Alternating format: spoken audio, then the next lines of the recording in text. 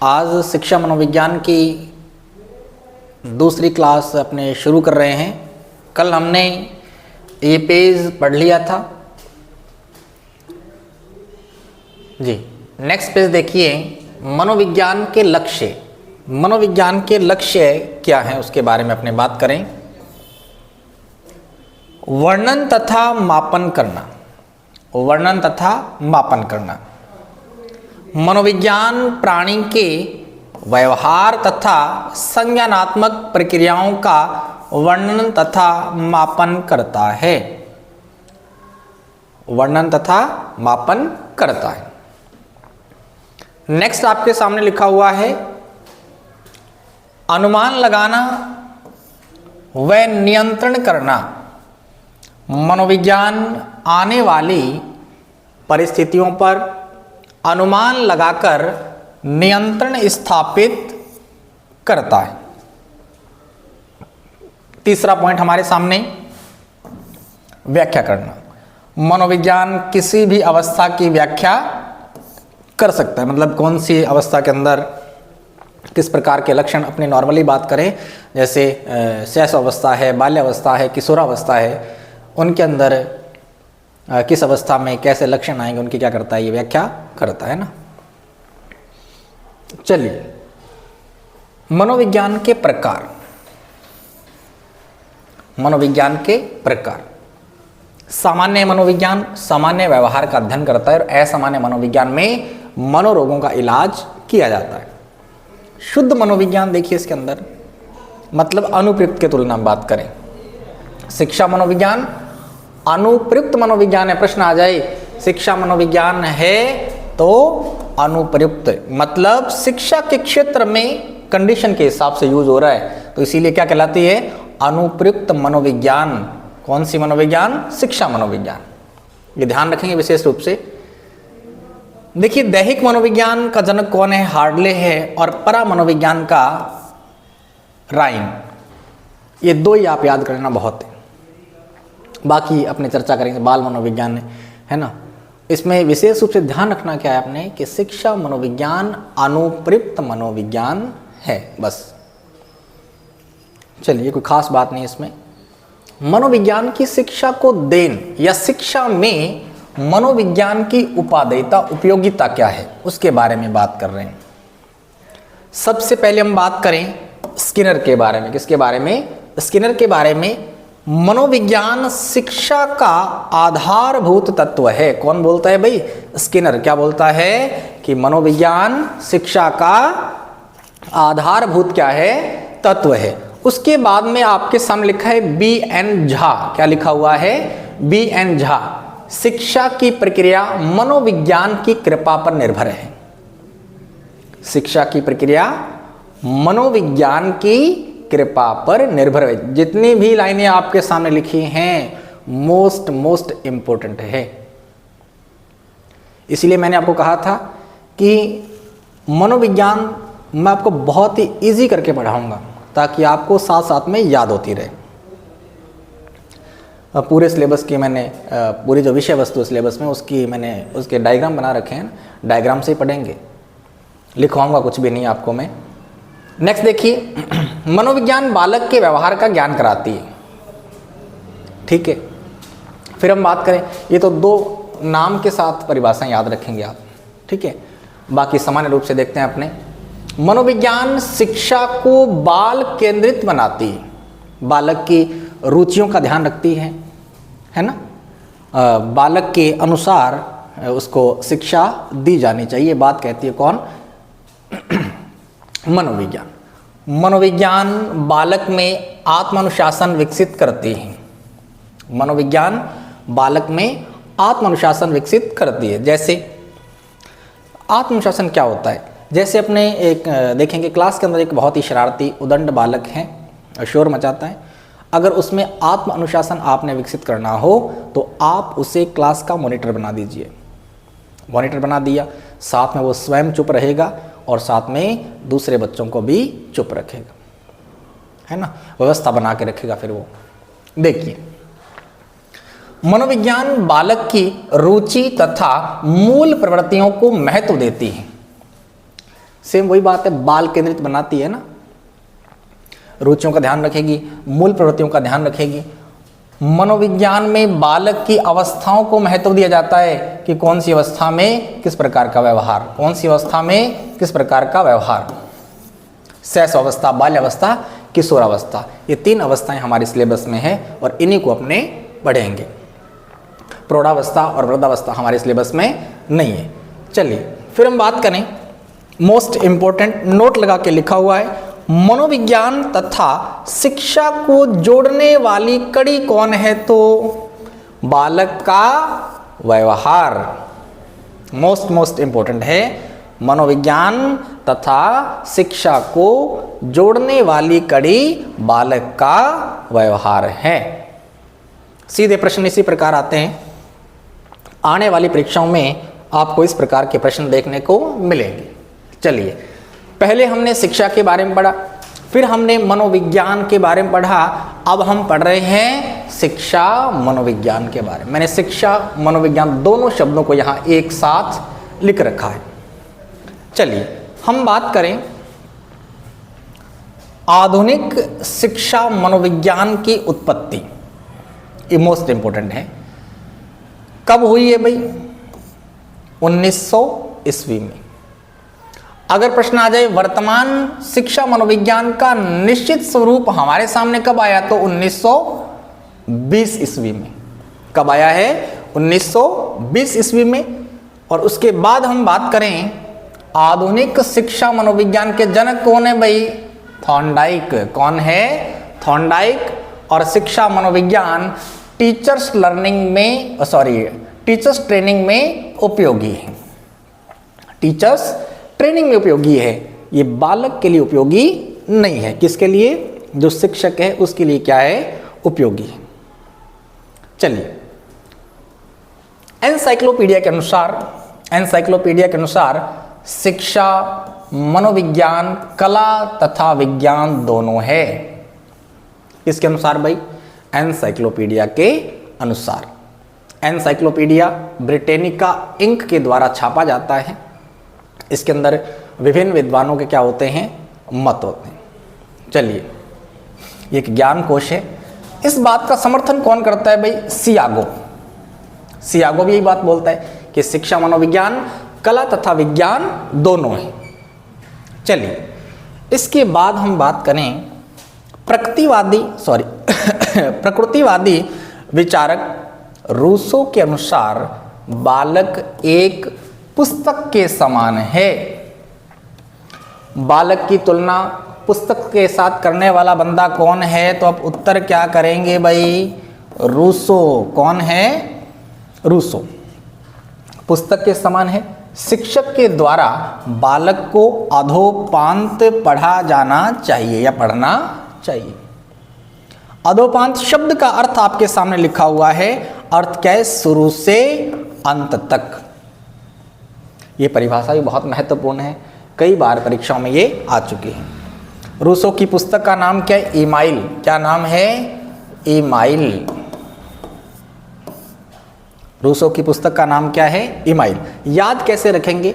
जैसे ही रूसो ने कहा कि बालक पुस्तक के समान है, शिक्षक के द्वारा इसे अधोपांत या शुरू से अंत तक पढ़ा जाना चाहिए, तो सभी बच्चों ने स्माइल कर दी। स्माइल नहीं, ये क्या है? ईमाइल है। ये क्या है? ईमाइल। ये पुस्तक याद रहेगी, कोई दिक्कत नहीं है ना यहां तक। रूसो के इन्हीं विचारों के कारण शिक्षा में मनोवैज्ञानिक दृष्टिकोण आया। रूसो ने ही कहा था बालक जन्म के समय बीज रूपी शक्तियां लेकर पैदा होता है। ये बात कौन करता है भाई? रूसो करता है। रूसो कहता है कि बालक जन्म के समय बीज रूपी शक्तियां लेकर पैदा होता है। उसके बाद लास्ट लाइन हम देखें इसके अंदर, इस डायग्राम के अंदर, रूसो ने शिक्षा मनोविज्ञान हेतु आंदोलन चलाया था। ये कोई खास बात नहीं है, वैसे ये आप ध्यान में रख लेंगे। बाकी ये बातें महत्वपूर्ण है, ये चीज़ याद रखने के लिए तरीका मैंने आपको बता दिया है ना। नेक्स्ट, शिक्षा मनोविज्ञान की परिभाषाएं, ये बहुत महत्वपूर्ण है। 4 नाम मैंने यहाँ लिखे हुए हैं। एक नाम है स्किनर, फिर है क्रो एंड क्रो, फिर है स्टीफन और फिर है कॉलसेनिक। हम बात करें स्किनर ने क्या कहा। शिक्षा मनोविज्ञान मनोविज्ञान की वह शाखा है जिसका संबंध शिक्षण तथा अधिगम से, सीखने अथवा सिखाने से। ठीक है, कौन कहता है भाई? कौन कहता है? स्किनर कहता है कि शिक्षा मनोविज्ञान मनोविज्ञान की वह शाखा है जिसका संबंध शिक्षण तथा अधिगम से है, या हम बोले सीखने अथवा सिखाने से है। चलिए, क्रो एंड क्रो। व्यक्ति के जन्म से लेकर वृद्धावस्था तक के अनुभवों का वर्णन एवं व्याख्या ही शिक्षा मनोविज्ञान है। कब से कब? व्यक्ति के जन्म से लेकर कहां तक? वृद्धावस्था तक के अनुभवों का वर्णन एवं व्याख्या ही शिक्षा मनोविज्ञान है। ये बात कौन बोलता है भाई? क्रो एंड क्रो, ये दोनों हस्बैंड वाइफ है, क्रो एंड क्रो। हम बात करें स्टीफन के बारे में। शिक्षा मनोविज्ञान बालक के क्रमबद्ध शैक्षिक विकास का अध्ययन है। शिक्षा मनोविज्ञान बालक के क्रमबद्ध शैक्षिक विकास का अध्ययन है। और चौथे नंबर पे है कॉलसेनिक। मनोविज्ञान के सिद्धांतों का शिक्षा में अनुप्रयोग ही शिक्षा मनोविज्ञान है, मोस्ट इंपोर्टेंट। कॉलसेनिक ने क्या कहा है कि मनोविज्ञान के सिद्धांतों का शिक्षा में अनुप्रयोग ही शिक्षा मनोविज्ञान है। ये चार परिभाषाएं तो आपने याद रखनी है। नेक्स्ट, ये पेज भी देखिए। और बहुत से अभ्यर्थी हैं जिन्होंने पहले भी मनोविज्ञान पढ़ा होगा, लेकिन आप एग्ज़ाम के अंदर जब बैठते हैं तो वहाँ कुछ ऐसे प्रश्न आपको मिलते हैं जो आपने कभी नहीं पढ़े, और उसके बाद आप बोलते हैं कि मनोविज्ञान बहुत टफ आ गई, मुश्किल आ गया है ना। जो भी आप उसके बाद में जो समायोजन करने के लिए जो भी उपाय करते हो आप, लेकिन ऐसा कुछ नहीं होता है। आपने पढ़ा ही अधूरा है, आपने पढ़ा ही अधूरा है, तभी दिक्कत होती है। शिक्षा मनोविज्ञान के तत्व, पहली बात तो ये कि सीधा पूछ ले भी कितने तत्व है, तो उत्तर क्या करोगे आप? 6। कितने हैं? 6 तत्व हैं। उसके बाद हम बात करें, इसमें 3 जो तत्व हैं उनको मूल तत्व बताया गया है। किसके द्वारा? लिंडग्रेन के द्वारा। हम बात करें कितने टोटल कितने हैं? 6। देखिए, पहला है अधिगमकर्ता या शिक्षार्थी या बालक। दूसरा तत्व है अधिगम की प्रक्रिया, और तीसरा तत्व है अधिगम स्थिति। ये जो 3 है, इन तीनों तत्वों को लिंडग्रेन ने मूल तत्व बताया है। क्या बताया है? मूल तत्व बताया। सीधा प्रश्न आ जाए कि शिक्षा मनोविज्ञान के तत्व कितने हैं, तो आप उत्तर क्या करेंगे भाई? 6 करेंगे। अगर प्रश्न आ जाए कि शिक्षा मनोविज्ञान के मूल तत्व किसके अनुसार? लिंडग्रेन के अनुसार कितने हैं, तो आप उत्तर क्या करेंगे? 3। समझ आ रही बात यहां तक सभी को? उसके बाद देखिए, 4 नंबर पे है अधिगम अनुभव, 5 नंबर पे अधिगम विधियां, और लास्ट में क्या आ जाता है? मूल्यांकन। क्लियर बात यहां तक? दोबारा से देख लीजिए।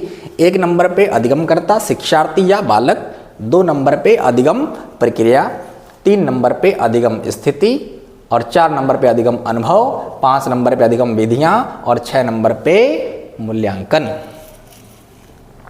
और लिंडग्रेन ने प्रथम 3 तत्वों को मूल तत्व बताया है। ये बात आप साथ में याद रखेंगे। प्रश्न आ जाए, लिंडग्रेन के अनुसार निम्नलिखित में से मूल तत्व नहीं है, तो 3 ऑप्शन में होंगे और 1 ऑप्शन इन तीनों में से उठा के रखा होगा, और वो आपने पहचानना है।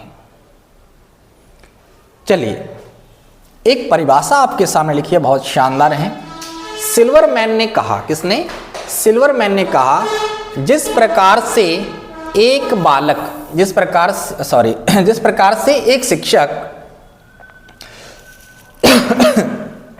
जिस प्रकार से एक चिकित्सक अपने रोगी को बहुत आसानी से व्यवहार तथा दवा से ठीक करता है।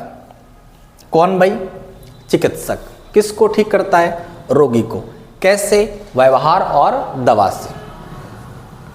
उसी प्रकार एक कलाकार शिक्षक अपनी विषय वस्तु को सरलता पूर्वक किए गए व्यवहार से बालकों तक पहुंचा देता है। यहाँ पर जो सिल्वरमैन है वो शिक्षक की तुलना एक डॉक्टर से करता है, चिकित्सक से करता है। क्लियर बात यहाँ तक? मोस्ट इंपॉर्टेंट है ये चीज़ें। अब देखो आने वाले समय के अंदर प्रश्न सीधे आया करेंगे ना। अब परिभाषा आपने पढ़ ली, सीधा पूछ लिया कि निम्नलिखित में से किस विद्वान ने शिक्षक की तुलना चिकित्सक के साथ की है, तो उत्तर सिल्वरमैन। इस प्रकार के प्रश्नों का उत्तर करने के लिए हमें गहन अध्ययन करना पड़ेगा भाई। शिक्षा मनोविज्ञान शिक्षण कार्य में शिक्षक हेतु सहायक कैसे है, वो अपनी बात करते हैं। देखिए गैरिसन लिखा हुआ है, शिक्षा मनोविज्ञान शिक्षक को त्रुटियों से बचाता है। गैरिसन से ध्यान रखेंगे गिरना क्या है? त्रुटि। तो त्रुटि इसके अंदर आ गई। गैरिसन त्रुटि की बात करता है। क्लियर? स्किनर इसके अनुसार शिक्षा मनोविज्ञान अध्यापक के लिए तैयारी की आधारशिला है। तैयारी की आधारशिला कौन बताता है भाई? स्किनर। किसको? शिक्षा मनोविज्ञान को। शिक्षा मनोविज्ञान अध्यापक के लिए तैयारी की आधारशिला है या नींव पत्थर है। चलिए कॉलसैनिक शिक्षा मनोविज्ञान शिक्षक को विशिष्ट परिस्थितियों में विशिष्ट समस्याओं का समाधान करने में योगदान देता है। सही बात है, बिल्कुल है ना।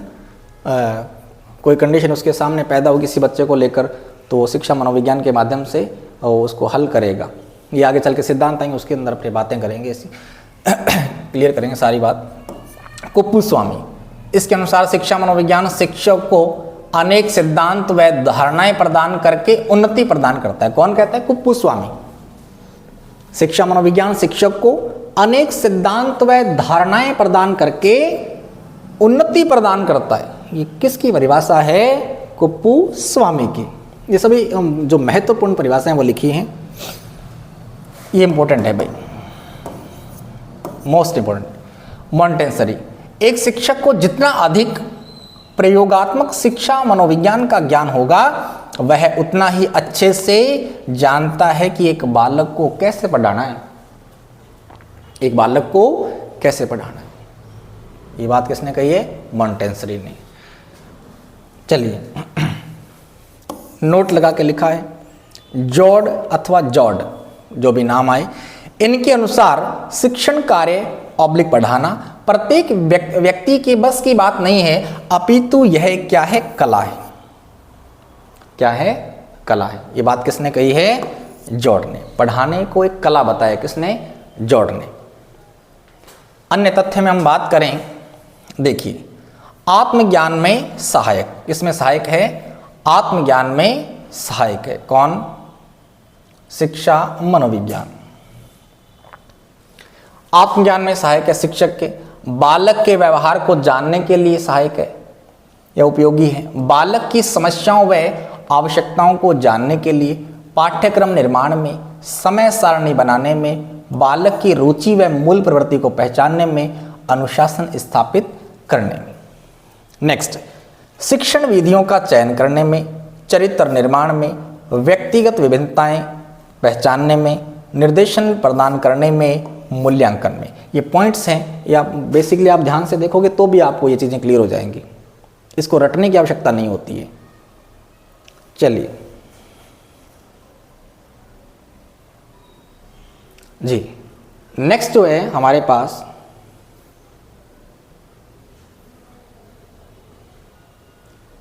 मनोविज्ञान की विधियां। मनोविज्ञान की विधियों के बारे में बात करें, शिक्षा मनोविज्ञान की विधियां तो दो हैं। कितनी है? दो प्रकार की। कितने टाइप हैं? दो। एक है आत्मनिष्ठ। कैसी हैं? आत्मनिष्ठ विधियां, और दूसरी वस्तुनिष्ठ विधियां। इसको हम देखें। आत्मनिष्ठ विधियों की बात करें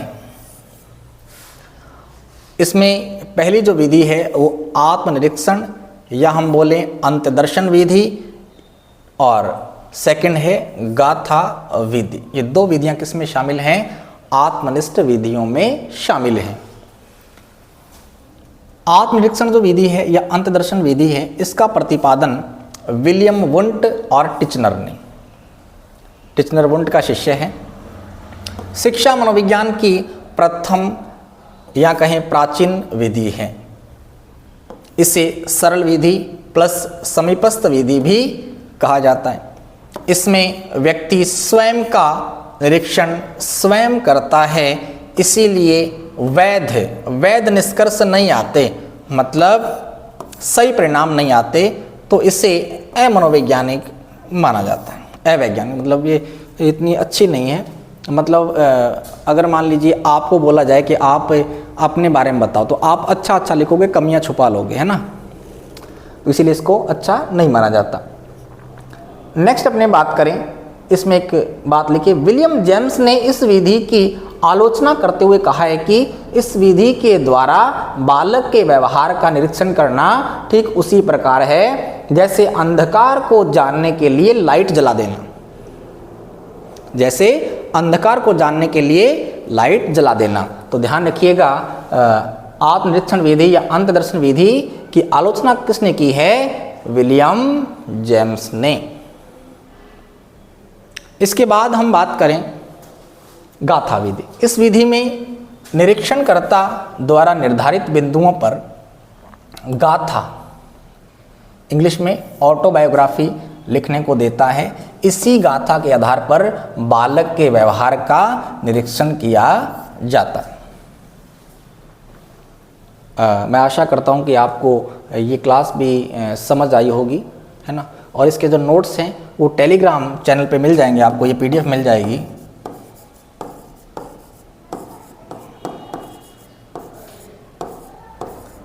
टेलीग्राम चैनल पर जाकर आप करण सर PLB सर्च करेंगे तो वहाँ पर आपको एक लक्ष्य पीलीबंगा लिखा हुआ एक लोगो आएगा, उसको आप ज्वाइन कर सकते हैं। ऐसा लोगो आपको दिखेगा। और अगर आप और भी जानकारी लेना चाहते हैं तो 9664401274 पर संपर्क कर सकते हैं। बहुत बहुत धन्यवाद।